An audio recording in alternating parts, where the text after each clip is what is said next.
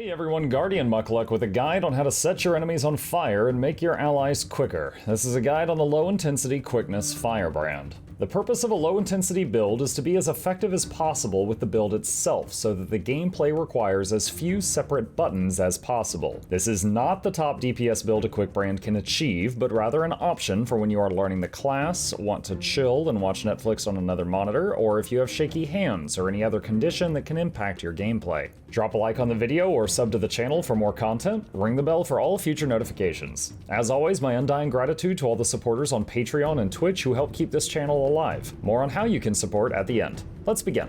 Equipment. Ritualist stats on 4 pieces of armor, with Viper stats on everything else. Superior runes of the Firebrand. Weapons are Axe and Torch, with sigils of Concentration and Smoldering. Specializations are Radiance, 2-2-1, Virtues, 3-1-1, and Firebrand, 2-1-2. Notable traits. Radiant Fire will make your Torch 4 skill light up at seemingly random moments, allowing you to mash it again for more damage. Liberator's Vow gives allies quickness when you use the heal skill with a 7-second cooldown. Due to this, we are taking the Mantra heal, which has the shortest cooldown of the healing skills. Going through all the skills, as mentioned, the heal skill is Mantra of Solace due to its synergy with Liberator's Vow. Our utilities are Mantra of Potence, Purging Flames, and a flex slot with Signet of Wrath in it by default. Our elite skill is Feel My Wrath. Gameplay. The gameplay of a basic Quickbrand can be broken down into 2 sets of skills. The first set is keeping quickness on your party. This is done by pressing Feel My Wrath,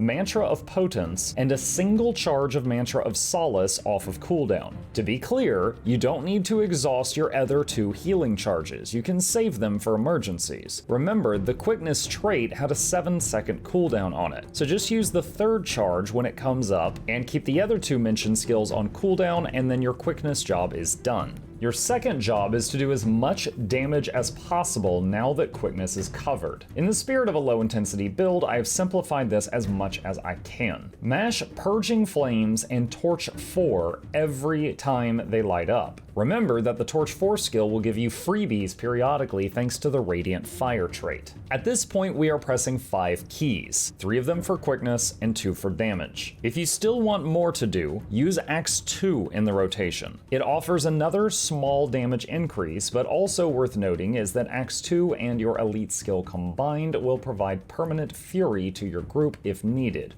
or yourself if you are solo.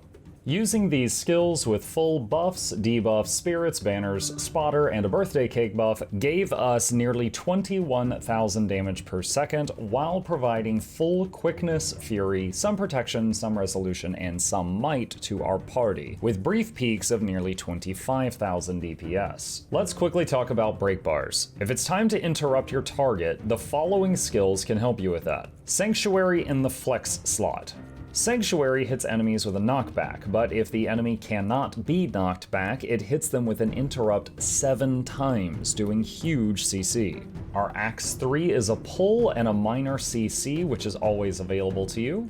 Using our F1 tome and then the 3 skill is another pull, and your F3 tome with the 2 key is a provoke, which is another CC. Useful skills for your flex slot. Signet of Wrath is a good default for a damage increase to your build. Sanctuary, as mentioned, is a massive crowd control, very useful for fights where you need to CC. Stand Your Ground is a great option for a stun break and stability for your entire party. Wall of Reflection gives you a reflect to bounce back enemy projectiles. However, Firebrand has another reflect available to them I'll come back to in a moment. Signet of Mercy allows you to, no questions asked, revive a downed teammate in a target area. The following is possibly leaving the realm of low intensity at this point, but it is worth noting that you have these tools if you are new to this class. If you press the F3 tome, the 3 key is a reflection bubble, which reflects all enemy projectiles and protects your teammates. Incredibly useful for some encounters. The 5 skill and the 1 skill gives more stability to you and your teammates. Stand your ground is plenty for most fights that need stability, but just know that you have far more than the average class does with these skills added in.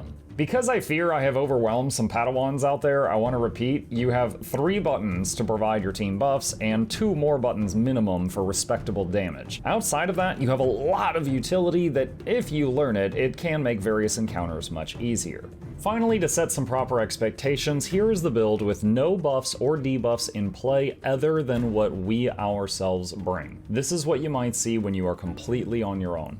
And that's all there is to it.